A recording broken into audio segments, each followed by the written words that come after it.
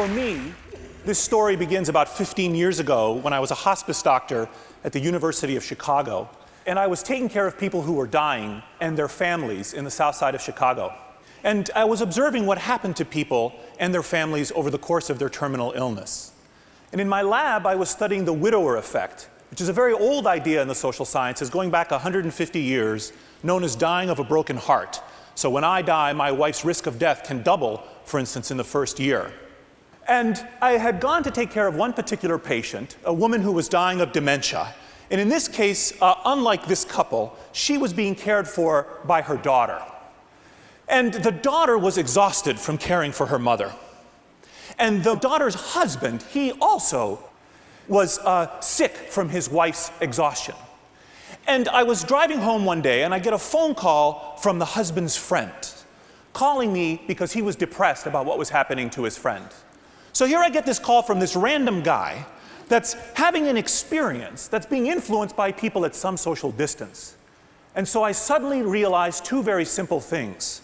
First, the widowhood effect was not restricted to husbands and wives. And second, it was not restricted to pairs of people. And I started to see the world in a whole new way, like pairs of people connected to each other. And then I realized that these individuals would be connected into foursomes with other pairs of people nearby. And that in fact, these people were embedded in other sorts of relationships, marriage and spousal and friendship and other sorts of ties. And that in fact, these connections were vast. And that we were all embedded in this broad set of connections with each other. So I started to see the world in a completely new way, and I became obsessed with this. I became obsessed with how it might be that we're embedded in these social networks and how they affect our lives. So social networks are these intricate things of beauty, and they are so elaborate and so complex and so ubiquitous, in fact, that one has to ask what purpose they serve. Why are we embedded in social networks? I mean, how do they form? How do they operate? And how do they affect us? And so my first topic with respect to this was not death, but obesity. And it had become trendy to speak about the obesity epidemic. And along with my collaborator, James Fowler, we began to wonder whether obesity really was epidemic, and could it spread from person to person, like the 4 people I discussed earlier. So this is a slide of some of our initial results. It's 2,200 people in the year 2000. Every dot is a person. We make the dot size proportional to people's body size. So bigger dots are bigger people. And in addition, if your body size, if your BMI, your body mass index is above 30, if you're clinically obese, we also color the dots yellow. So if you look at this image right away, you might be able to see that there are clusters of obese and non-obese people in the image. But the visual complexity is still very high. It's not obvious exactly what's going on. In addition, some questions are immediately raised. How much clustering is there? Is there more clustering than would be due to chance alone? How big are the clusters? How far do they reach? And most importantly, what causes the clusters? So we did some mathematics to study the size of these clusters.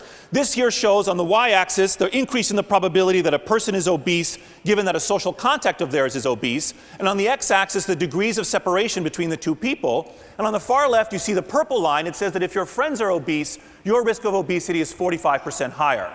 And the next bar over, the orange line, says if your friends' friends are obese, your risk of obesity is 25% higher. And then the next line over says if your friend's friend's friend, someone you probably don't even know is obese, your risk of obesity is 10% higher. And it's only when you get to your friends' friends' friends' friends that there's no longer a relationship between that person's body size and your own body size. Well, what might be causing this clustering? There are at least 3 possibilities. One possibility is that as I gain weight, it causes you to gain weight, a kind of induction, a kind of spread from person to person. Another possibility, very obvious, is homophily, or birds of a feather flock together. Here, I form my tie to you because you and I share a similar body size. And the last possibility is what is known as confounding, because it confounds our ability to figure out what's going on.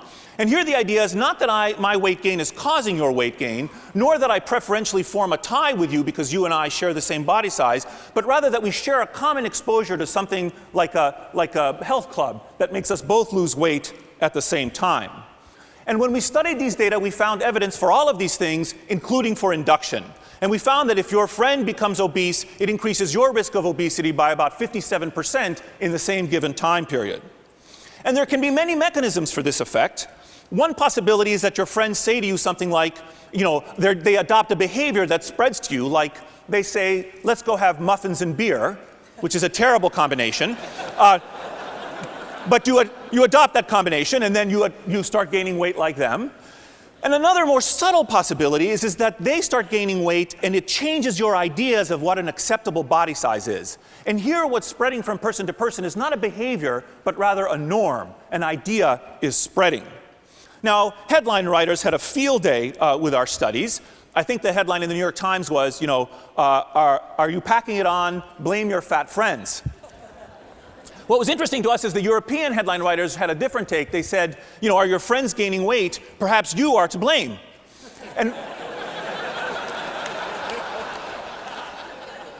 And we thought this was a very interesting comment on American, kind of self-serving, not my responsibility kind of phenomenon. Now, I want to be very clear, we do not think our work should or could justify prejudice against people of one or another body size at all. Now, our next question was, could we actually visualize this spread? Was weight gain in one person actually spreading to weight gain in another person? And this is complicated because we needed to take into account the fact that the network structure, the architecture of the ties, was changing across time. And in addition, because obesity is not a unicentric epidemic, there's not like a patient zero of the obesity epidemic. We find that guy, there was a spread of obesity out from him. It's a multicentric epidemic. Lots of people are doing things at the same time. And I'm about to show you a 30-second video animation that took me 5 years, me and James, 5 years of our lives to do.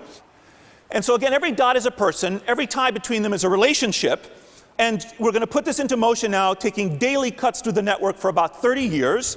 The dot sizes are going to grow. You're going to see a sea of yellow take over. You're going to see people be born and die. Dots will appear and disappear. Ties will form and break. Marriages and divorces, friendings and defriendings.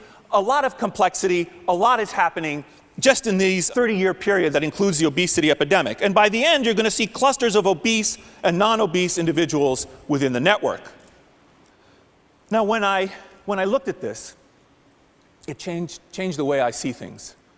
Because this network that's changing across time has a memory, it moves, things flow within it, it has a kind of consistency. People can die, but it doesn't die, it still persists.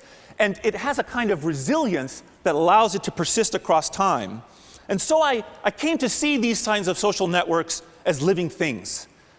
As living things that we could put under a kind of microscope and study and analyze and understand. And we used a variety of techniques to do this, and we started exploring all kinds of other phenomena. So we looked at smoking and drinking behavior, and voting behavior, and divorce, which can spread, and altruism. And eventually we became interested in emotions. Now, when we have emotions, we show them. Why do we show our emotions? I mean, there would be an advantage to experiencing our emotions inside, anger or happiness. But we don't just experience them, we show them. And not only do we show them, but others can read them. And not only can they read them, but they copy them. There's emotional contagion that takes place in human populations. And so this function of emotions suggests that in addition to any other purpose they serve, they're a kind of primitive form of communication. And that in fact, if we really want to understand human emotions, we need to think about them in this way. Now, we're accustomed to thinking about emotions in this way in simple, sort of brief periods of time. So for example, I was giving this talk recently in New York City, and I said, like how when you're on the subway and the other person across the subway car smiles at you, and you just instinctively smile back. And they looked at me and said, we don't do that in New York City. And I said, everywhere else in the world, that's normal human behavior. And so there's a very instinctive way in which we briefly transmit emotions to each other. And in fact, emotional contagion can be broader still, like we can have punctuated expressions of anger, as in riots. The question that we wanted to ask was, could emotions spread in a more sustained way than riots across time and involve large numbers of people, not just these pair of individuals smiling at each other in the subway car? Maybe there's a kind of below-the-surface quiet riot that animates us all the time. Maybe there are emotional stampedes that ripple through human social networks. Maybe, in fact, emotions have a collective existence, not just an individual existence. And this is one of the first images we made to study this phenomenon. Again, a social network, but now we color the people yellow if they're happy, and blue if they're sad, and green in between. And if you look at this image, you can right away see clusters of happy and unhappy people, again spreading to 3 degrees of separation. And you might form the intuition that the unhappy people occupy a different structural location within the network. So there's a middle and an edge to this network, and the unhappy people seem to be located at the edges. So to invoke another metaphor, if you imagine social networks as a kind of vast fabric of humanity, I'm connected to you and you to her, on out endlessly into the distance. This fabric is actually like an old-fashioned American quilt, and it has patches on it, happy and unhappy patches. And whether you become happy or not depends in part on whether you occupy a happy patch. So this work with emotions, which are so fundamental, then got us to thinking about maybe the fundamental causes of human social networks are somehow encoded in our genes. Because human social networks, whenever they are mapped, always kind of look like this, the picture of the network. But they never look like this. Why do they not look like this? Why don't we form human social networks that look like a regular lattice? Well, the striking patterns of human social networks, their ubiquity and their apparent purpose, beg questions about whether we evolved to have human social networks in the first place, and whether we evolved to form networks with a particular structure. And so notice, first of all, so to understand this, though, we need to dissect network structure a little bit first. And notice that every person in this network has exactly the same structural location as every other person. But that's not the case with real networks. So for example, here's a real network of college students at an elite Northeastern university. And now I'm highlighting a few dots. And if you look here at the dots, compare node B in the upper left to node D in the far right. And B has 4 friends coming out from him, and D has 6 friends coming out from him. And so those 2 individuals have different numbers of friends. That's very obvious. We all know that. But certain other aspects of social network structure are not so obvious. Compare node B in the upper left to node A in the lower left. And now those people both have 4 friends. But A's friends all know each other, and B's friends do not. So the friend of A's is back again a friend of A's. Whereas the friend of B's is not a friend of B's, is farther away in the network. This is known as transitivity in networks. And finally, compare nodes C and D. C and D both have 6 friends. If you talk to them, they would say, and you said, what is your social life like? They would say, I've got 6 friends. That's my social experience. But now we, with a bird's eye view looking at this network, can see that they occupy very different social worlds. And I can cultivate that intuition in you by just asking you, who would you rather be if a deadly germ was spreading through the network? Would you rather be C or D?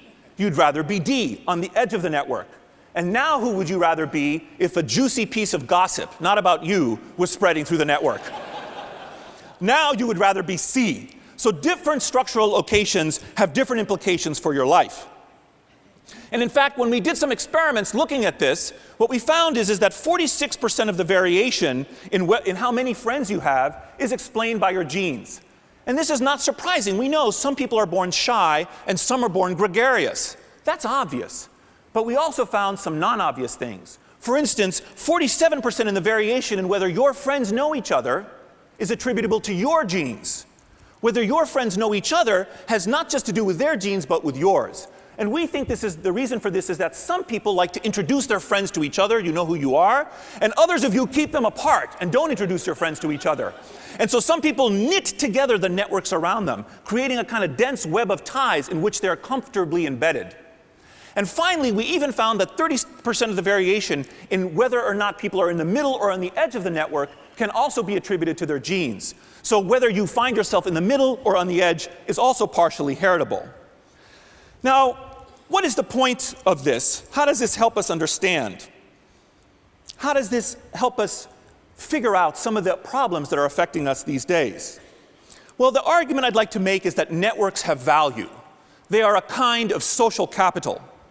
New properties emerge because of our embeddedness in social networks. And these properties inhere in the structure of the networks, not just in the individuals within them. So think about these 2 common objects. They're both made of carbon.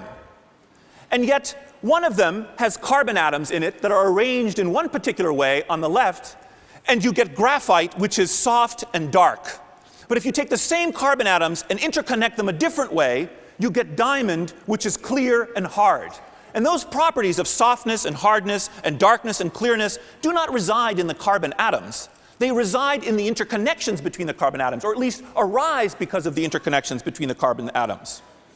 So similarly, the pattern of connections among people confers upon people, the groups of people, different properties. It is the ties between people that makes the whole greater than the sum of its parts. And so it is not just what's happening to these people, whether they're losing weight or gaining weight or becoming rich or becoming poor or becoming happy or not becoming happy that affects us. It's also the actual architecture of the ties around us. Our experience of the world depends on the actual structure of the networks in which we're residing and on all the kinds of things that ripple and flow through the network. Now, the reason I think that this is the case is that human beings assemble themselves and form a kind of superorganism.